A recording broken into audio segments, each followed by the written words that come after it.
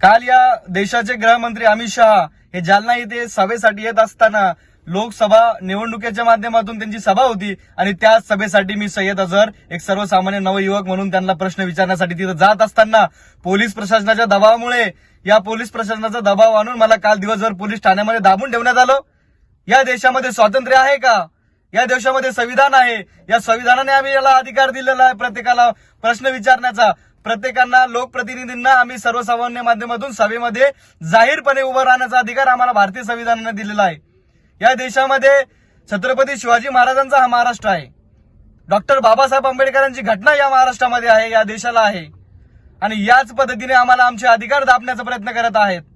आम्ही या देशाचे नागरिक आहोत, आम्ही आतंकवादी नाही, आम्ही दहशतवादी नाही, मग तरी सुद्धा आम्हाला दिवसभर पोलीस स्टेशन इथं थांबवण्यात आलं। मग आम्ही प्रश्न विचारायचे कोणाला?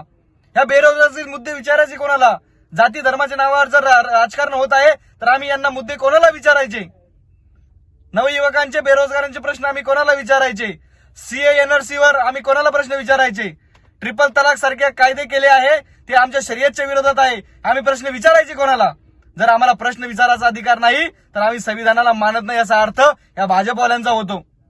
आज आम्ही संविधान प्रेमी आहोत, संविधानाने आम्हाला कलम 19 नुसार आम्हाला अधिकार दिलेला आहे प्रत्येकाला प्रश्न विचारण्याचा, जबाब विचारण्याचा, आणि आज तुम्हाला दिवसभर आम्हाला डाऊल ठेवण्यात येतं।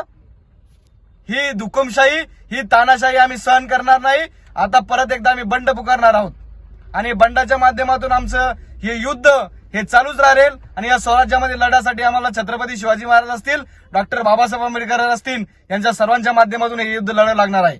त्या माध्यमातून आतापर्यंत आम्हाला थांबवण्याचा प्रयत्न करू नका। आता तरी आम्हाला कोणाला तरी प्रश्न विचारू द्या आणि या देशात राहायचं असेल तर संविधान फॉलो करून चालायला लागेल। थांबतो। जय हिंद, जय भारत, जय महाराष्ट्र, जय जिजाऊ, जय शिवराज, जय संविधान, जय जवान, जय किसान। धन्यवाद।